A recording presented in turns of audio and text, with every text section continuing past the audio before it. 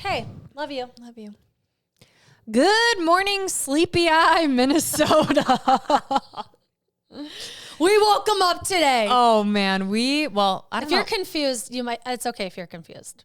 If you're watching on YouTube, you'll see us girls. We're not in our normal getup.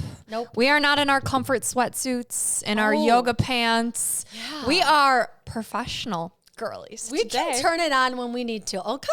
I may own one blazer, and it might be this. Actually, no, I lied. I own a pink one, too. That might be my look tomorrow. Okay. We have been... What time did you wake up this morning? 4:30. Oh, me too.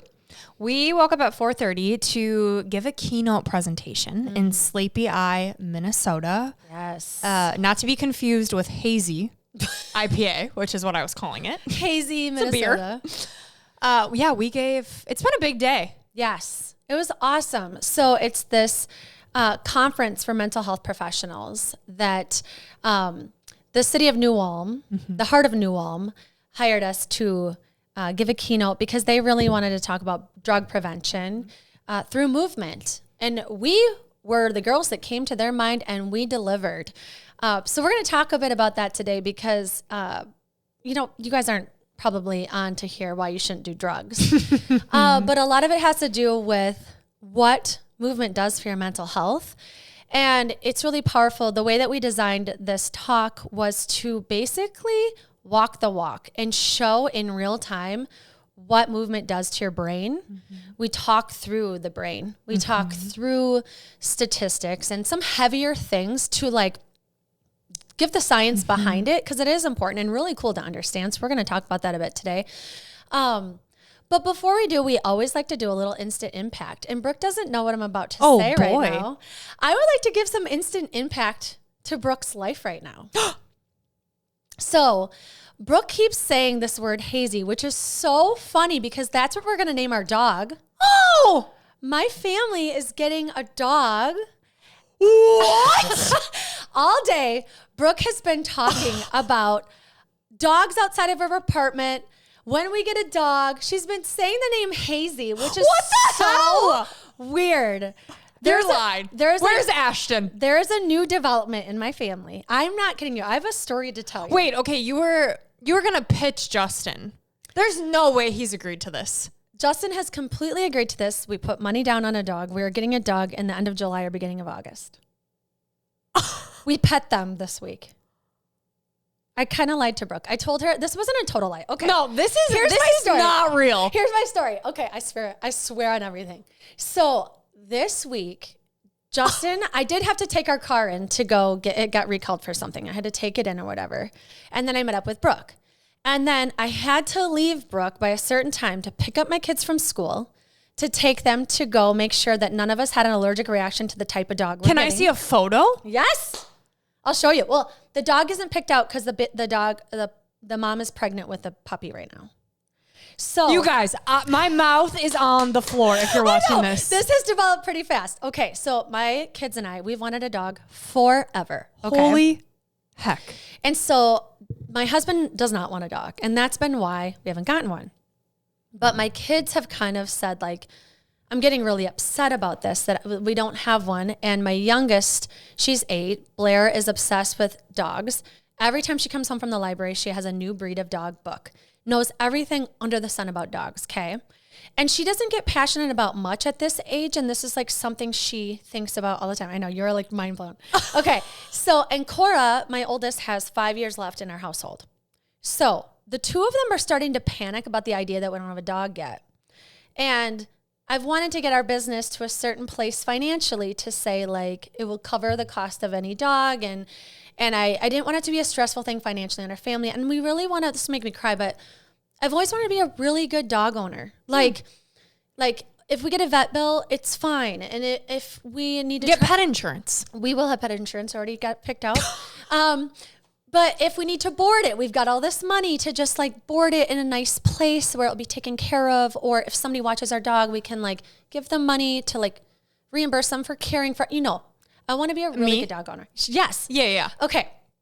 So I take Blair to PetSmart. She loses her mind leaving. She's so upset she can't get a dog that she wants to get a hamster. She's like, it's $21. Hell no. It's $21 and I have $21 and I'm not leaving without a pet. And I was like, okay. she gets so upset. She's explaining why she really wants a dog in the car. And I'm like, listen, it's not me you have to convince. It's your dad. So she writes in a journal 6 reasons why she wants a dog. Okay. And they're really good. And I'm like, when your dad gets home, talk to him about it. One of them is dogs live about 10 years and I'm 8. So it'll die around the time that I leave. So it's perfect for you parents to get a dog timing wise. I know. But like also, great point. Okay. Then she says, I want dogs so bad that it makes me not even want to have children when I grow up. I just want to be a dog mom. Not to be dramatic. So basically like, I'm not going to give you grandkids if you don't give me a dog type of thing. Anyways, she had other reasons. So then all of a sudden I see Justin after he's like, she has some really good points. And I was like, oh my gosh, is this working? And then I tell Cora that he just said that. And she starts crying at bedtime. And she's like, I just have wanted a dog my whole life and I'm running out of time and whatever. I'm like, talk to your dad. So she talks to him. And he's like, well, I mean, would we adopt? Would we buy? Like, how would this work? And I'm like, well, we need a specific breed because Griffin and I are so allergic to all these dogs, but I know it needs to be a poodle mix. And we've already looked in this. It's either needs to be a cockapoo or a cavapoo based on what we like. And it's a cavapoo. Okay. All right. They might be a little bit more anxious than the other one, like with separation anxiety. So that's the only thing. But they're snugglier. They're better in like a smaller place. If you had like an apartment, if it had to be an apartment, they're fine because they're a little bit more tamer. You're like, good, because my babysitter lives in an apartment. And they don't have a ton of energy like a cockapoo. Like they're both great breeds. But we found a family that raises them and she is such a great person to help us with this process because she's so obsessed with her dogs. Okay. Do you want to give a shout out? It's not this big puppy mill, like whatever. It's a family and she's very sweet. Her name is Keely. I love her. And I do plan to share my experience with her because it has been so good because this has been kind of fast. But when I ask her a question, she sends me 4 paragraphs back. So how have you been keeping this secret? I know. Well, because it happened so fast. I was trying to keep it till the dog was here and I wanted to put it in your lap, but there's going to be dog stuff around here in the next couple months. And we're so excited. We want to talk about it. I really wanted that moment of surprising my kids or surprising you or whatever. But it's like, this is really a team effort of like us doing research and being ready. I have so many questions. Okay. How did you surprise your kids that this was actually, that their sales pitch worked? Well, we knew that me and Griffin needed to go pet and let these puppies lick us to see if, are we going to die? Yeah. Because Griffin and I both like, it's bad. So Monday, I'm like, Justin and I are like, okay, we need to tell them. So like last weekend, you and Justin decided, okay, let's make this dream come true. And then Monday, I was like, we either need to stop talking about this now because they're getting their hopes up because you're acting soft and like you're open to it. Or this needs to be like, let's go. Let's figure out when this is happening. So exciting. So then we wanted to tell them why we were pulling them out of school because we didn't want them to think they were going to get a dog. We wanted them to know, like, it's a maybe because we need to see how we react. Safety comes first. Griffin and I don't need to die over a pet. We want you to have a pet, but we really don't feel like dying. So we took them out of school. We went, I'll show you pictures and videos. These dogs, you're going to die. So how big are they going to get? Like 10 to 15 pounds. Like, okay. And how'd you come up with the name Hazy? So Blair and I were on our way to take... Sorry, this is getting to be a really long story. No, this does not matter. Fast forward to the brain stuff. Okay, but this is a really big development. So Blair and I are driving to go pick up Cora from dance one night. It's just her and I in the car. We talk about dogs literally all the time. Okay. A dog is on a billboard. We're talking about dogs. We have manifested this. So Blair and I are talking and I go, Blair, you know what's so crazy is I know we've talked about getting an Auburn dog or a dark red cavapoo. This is like months ago. Okay. I was like, I always wanted to name a daughter of mine Hazel, and I hope that we talked about this. I hope that she'd have red hair. Hazel Herbert, but Justin didn't like it. And I go, and we could call her Hazy. And Blair dropped a tear and goes, do you ever want something so bad it just makes you cry when you think about it? So we instantly have this moment where like, we love this name. We'll call her Hazy. Okay. I remember we were in the car somewhere and you're like, I always wanted to name my daughter Hazel Herbert. And I was like, that would be a cute puppy name. Yep. I remember this. Okay. Okay, so then. Wow. So I love the name. Blair loves the name. We tell Cora when we pick her up from dance. And she's like, oh my gosh, the Hazy, that would be such a, like, come here, Hazy. Like, how cute. Yep. So this was months ago. So then we're talking about this name. And Griffin's like, I don't know if I really love that name. What about the name Ruby? I'm like, okay, that's cute. My neighbor just named their dog Ruby. Oh, no, you can't do that then. And it would be cute with red hair, too. So he's like not crazy about it. And we're like, well, what if you get to name its middle name? Oh, God, what'd he pick? He said something like, well, me and Dad's name both have James in it. What if it's Hazy James? Oh. And I go, oh, when it's in trouble, we can go, Hazy James Herbert. And he goes, of course, when it's in trouble, you call it my name or whatever. So he's not 100% on board, but Justin loves the name. The girls love the name. Board. So we've said, because he's not crazy about the name, he gets to pick the puppy. Oh, gosh. So he gets, like, there will be like 6 of them, and he'll get to like pick the one. So end of July. And it's going to be a girl. Early August. Mm-hmm. Oh my gosh. So this puppy's going to be born anytime soon. And then she'll keep it for 8 weeks, and then we'll pick it up. My brain is broken, you guys. Broken. I know. So were you like pooping your pants this morning when I kept saying hazy, hazy, you said hazy? Hazy 5 times today. You talked about dogs all morning. It's like I knew. I know. I'm like, I can't wait. And I was like, I'm just going to surprise her on the podcast because I can't wait. We're going to have a dog crate in here. We're going to have leashes. We're going to have stuff because we want to be prepped and ready. I'm changing everything about this house to puppy proof, like getting things off the floor. You're going to be busy. I already am. I cleaned all day yesterday. So. Okay, but perfect time for summer. Yeah. So the kids will have a full month before school to bond with it. And I will be here every day in order. The kids can go to school, and then me and Hazy will have our time. So you're welcome, Ian. I will get the dog, and Brooke can randomly take care of it, whether Hazy comes to your place or stays here. But Brooke's dreams of kind of having a dog will be coming true. I need to see a photo. Okay, let's pause. I'm going to show this photo. Actually, we don't even need to pause. Keep it rolling if you want. Okay. So this is... this is outrageous. These were black and tan, a black and tan breed. Have you seen like full adults, what they'll look like? Yeah. Okay, yeah, show me everything. Okay, first I'm going to show you what ours will look like. I cannot believe Justin is on board with this. Why can't I think of the name of the place? Because your brain is broken too. Oh my gosh, this is happening. This is going to be so great for our content. Everyone watching, you're going to have a new puppy in the mix. How did you find her? I used chat, and so this is what she'll look like. No! So that's what you'll get to play with in the end of July or August. Are you sad that you have to wait that long? No. I feel like you have a lot. I have so much going on in May, and then June is like first weekend end of school. And you said, and then let's throw a puppy into the mix. Yeah, and then June, the last half of June will be really prepping for this dog of like getting our house cleaned up, my kids having organizational chore charts. Yeah, we got to put those kiddos to work. Yep, and they have like fully committed to this process. Like Cora has a whole Amazon cart of all the things that we need to buy. So what's happening? I'm in full shock. Yeah. It's happening. There's going to be a dog running around here in 2 months.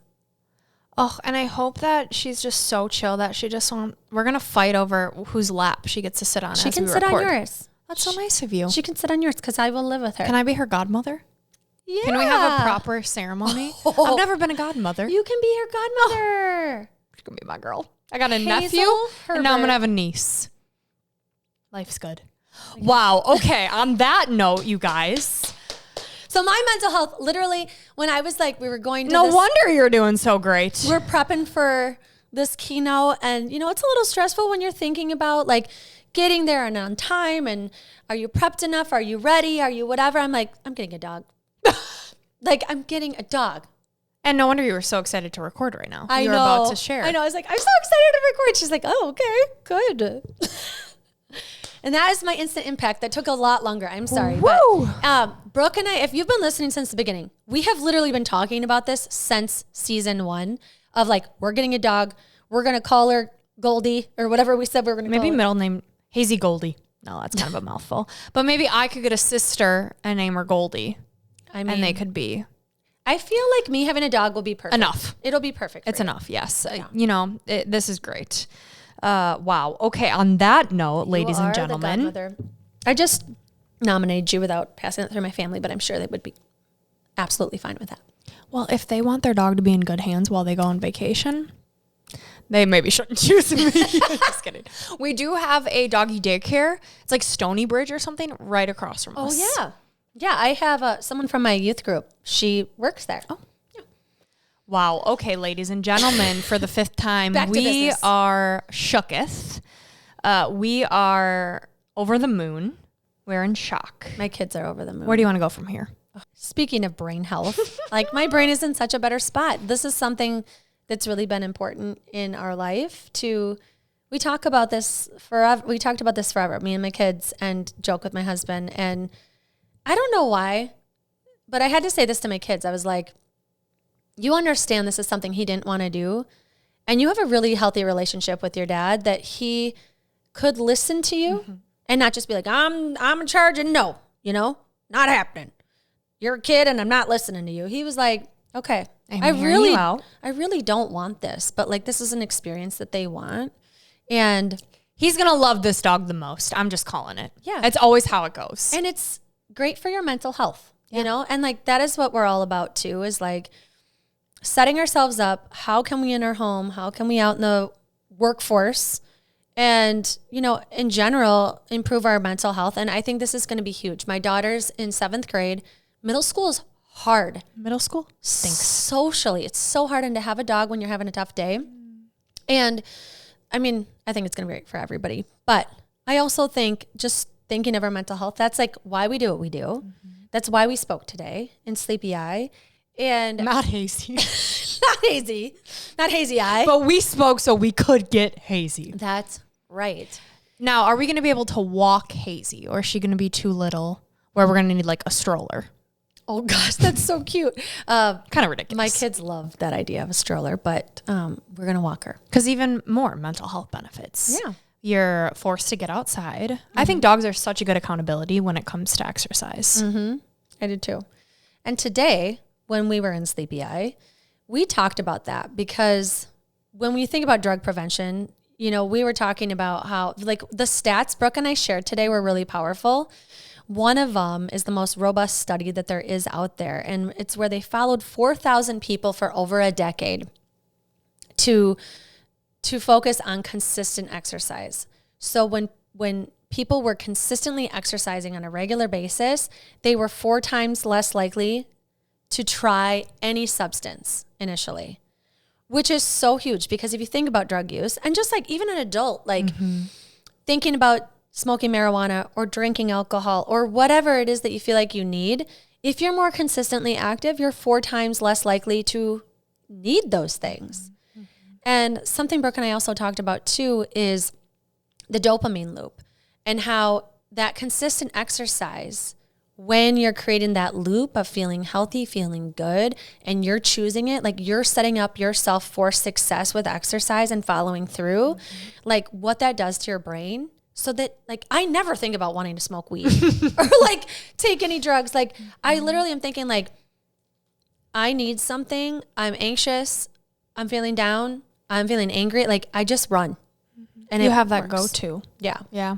The favorite stat that we shared that we loved, and then when I was practicing that Ian heard and loved too, was that research shows that when you consistently move, not only are you feeling good while you move, but you're capable of feeling more joy in your day-to-day, because exercise increases the density of your dopamine receptors, which is wild. Like we think the runner's high. We told folks today, like, we're not going to make you run, but we had so many different movement tools that we shared, ways that they could get moving in their seat that replicated that runner's high, which is really cool. And so feeling that instant impact, not as great as getting a dog, but that instant energy burst and that feel good, those endorphins, yes, you got that in the moment, but talking about, okay, it's not just about showing up once. It's about how can you incorporate this day to day, and then you start to feel more joy in your everyday life, which is so cool. One of the most awesome long-term benefits, I think. Yeah. And when we were talking about today too, we were kind of breaking down what happens in the brain when it's like aerobic exercise versus strength versus yoga. And I think it just hits home why Brooke and I have this in Move, like have all types of movement. Like we have cardio workouts in Move, we have strength training workouts in Move and yoga. And the reason why typically, you know, people sign up for the transformation physically. You're signing up, you want to burn calories, you want to look better, you want to get prepped for your trip. Sure. And that is great. Go you. But Brooke and I talk through how in the control center of your brain, or the command center, when you're strength training, what you're speaking to is the top and the back part of your brain. So the motor cortex and the cerebellum.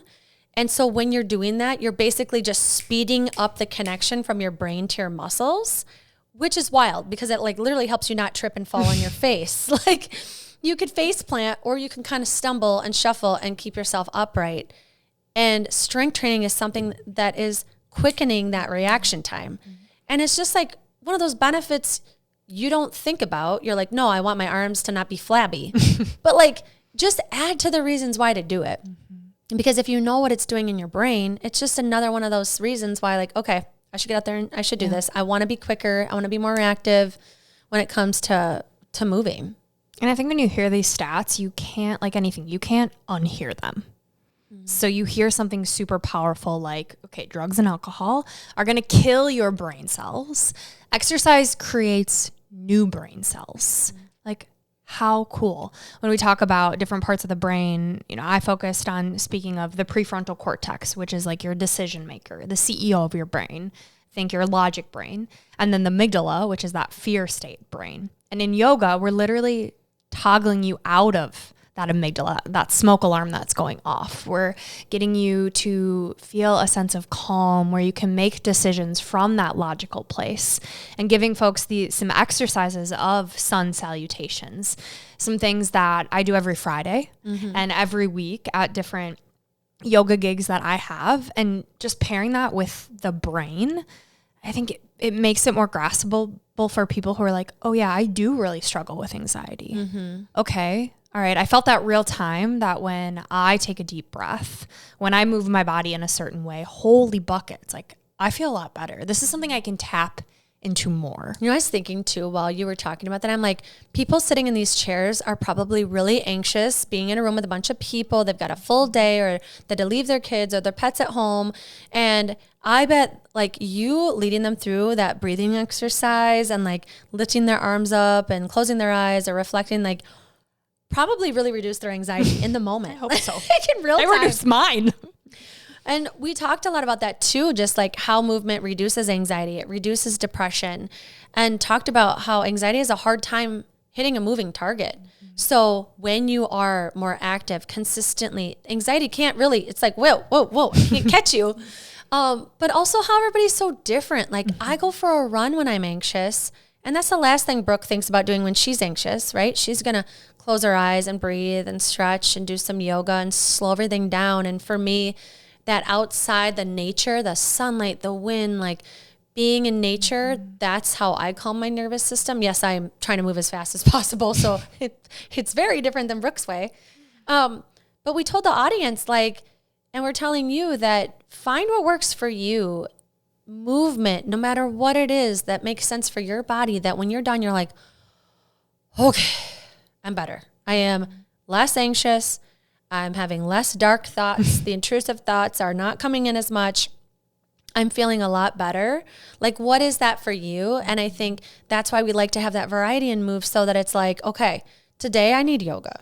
You know, I know I need some strength training. I am trying to get stronger. I am trying to feel more independent. I am trying to like not get injured when I'm, you know, yoga or strength training would help with any of those things. It's a stronger motivation. You're thinking about your mental health. And we preach today that movement is medicine. We're talking about all of these stats on how mentally you feel so much better when you move. And when you stick to, you know, let's call them what they are, surface level motivation of I want to look good in that bikini to no, I actually don't want to feel riddled with anxiety and I want to be able to get out of bed without feeling like, oh my gosh, the weight of the world is on my shoulders. Yeah. You're more likely to stick through with it long term. Yeah. Because you know how important it is. It's your ability to show up as a parent, your ability to keep your job. Like it's hard to function when you have that much anxiety and stress in your day to day.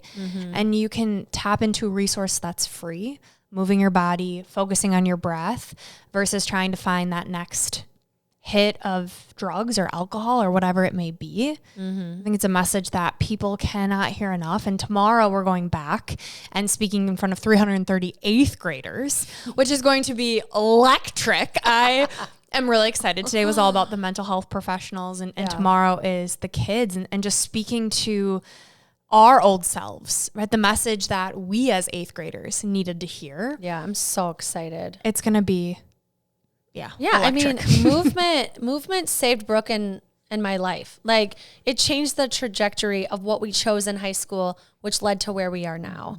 And I think that's so powerful that we're speaking to eighth graders right before they're going into high school, because that's ultimately where we made our really big decisions, right? Like I really needed consistency and I found that in school with practice and with coaches. And it was a place I could go to where I felt a little bit more in control when other things felt so chaotic. And so I think I'm just so excited. I feel so honored to speak to kids because I look back and I remember these speeches. Like I remember people that came into my school and I was so excited to get out of my classroom and like go to the gym or go to the auditorium to hear a motivational speak. Like I love that stuff. And it was like a core memory for me hearing these people that like came in that had a message that was out of the mundane, hour after hour of classes. And the fact that we get to do it, I just feel so honored. And I really hope these kids hear the message. And we do share our stories in this of, tough things we went through in high school and what we experienced and how we got through that by having a stronger why. Like when you're training for a high school championship, when you're pushing yourself physically and you are moving, right? You develop a stronger why that kind of, it's louder than the noise of any temptation to numb out or disappear. It's super loud. And I hope that they hear that. And I know they'll probably be very distracted, but we're going to try and keep high energy and get them moving so that they're like more likely to hear what we're saying. I think they're going to have fun. It's an interactive speech that we have designed. And today it was a lot of fun with getting them up and moving. And we know that information retention is better when you're moving your body. Like these little bursts of activity, they help us in our day to day, but they also help when you're listening to a keynote presentation. So if you're listening to this podcast, I would invite you go for a walk. Yeah. You're going to retain information a lot better. I would also invite you that if you have any conferences that you're a part of where it's back-to-back meetings and you need some girls to come in and talk about mental health and specifically get some energy in those rooms, because like the back-to-back meetings, like we can talk about your mental health, whether it's in business and why movement is so important for productivity, for information retention, like Brooke is saying, on those long days. I think it's really important to have energy breaks and have people come in to talk about the benefits of movement. And if you're a part of a school and you want to hear, have speakers about drug prevention come in, we gave a great speech today, and tomorrow's going to be even more fun getting these kids moving. So I'm sure you'll be able to see this on socials too, but we're excited. And if that is a good fit for you or your business or your school, please let us know. Yeah, man, we had the crowd giggling. That was fun. Like it's one thing to get them moving and to share such powerful information, but for them to have fun, like that just felt really good. Yeah, it kicked off the day, I think, the right way, where it was like icebreakers of like them around their table giggling. And then I think too, the brain is so powerful. I just feel like it's that resource that not a lot of people have tapped into of, I am actually in control of these surges of dopamine. Like I can change how I feel. I can change my mood. I can change my focus. I can change my stress levels. Like what a powerful thing to hear about. So I'm excited for tomorrow. Instead of the 3 gold stars today, let's give them some takeaways that we gave today. And one of the things that we wrapped up our speech with was a daily 5. And this is just starting small and thinking of daily, I'm going to take 5 intentional minutes to move. So think about what that movement is. What comes to mind right away? This is the type of movement I like, or I'm drawn to, or I know it makes me feel better. I definitely know I could get outside for 5 minutes, whatever it might be. We're going to challenge you to find your daily 5. Take 5 minutes a day, find that time, carve it out if you need to move your body. You know it's going to benefit you. It's going to benefit your mental health in ways that you might not even know. But the daily 5 is our challenge today. Yeah. And our quote. Oh, yeah. We already got that, buddy. I don't have it on here. Andrea needs her glasses. And today I'm going to read our quote because this quote, Andrea couldn't read today very well without her glasses. The piece of gold, I was like, oh, I don't want glasses on stage. And then this slide was right behind Brooke or far away. And I'm like, shoot, should have worn them. Randy needed her glasses. No, it was great. And this quote is such a powerful quote. It really sums up everything we believe with our company, Gold Ivy. And it's from Dr. Peter Attia. He says, exercise is the most potent blood pressure medication, the most potent insulin sensitizer, and the most potent antidepressant. It is the closest thing we have to a miracle drug. This is Gold Ivy signing off. Listen to your truth and go chase your movement. Oh, girl. We're getting a dog. Oh my gosh. We're getting a dog. We're getting a dog. We're getting a dog. We're getting a dog. Woo, woo. I'm going to have to move that off the floor. Yeah, Buddy's going to, I know. Girlfriend's going to be This room is going to be changing because it's going to knock stuff over. It's going to chew on cords. I don't even know what